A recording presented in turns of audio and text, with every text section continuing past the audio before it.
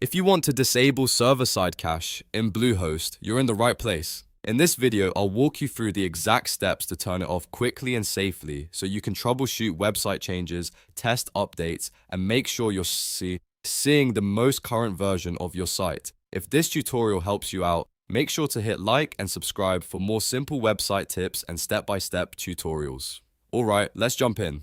First, log into your Bluehost account. Once you're inside the dashboard, look for the website section. This is where Bluehost keeps the settings for each site connected to your hosting account. After that, click Manage Site next to the website you want to update. If you have more than one site, make sure you choose the correct one, because the caching setting will apply to the specific site you open. Now that you're on the site management screen, find and open the Performance tab. Bluehost places the caching controls here, so this is the section you'll want to check whenever you need to adjust speed-related settings. Inside the Performance tab, look for Caching Control. This is the option that manages server-side caching for your website.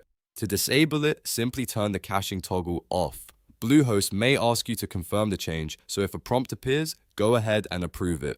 Once you do that, the server-side cache will be disabled for your Bluehost site. At this point, your changes, updates, and edits should be easier to test because your site won't be serving cached versions from the server.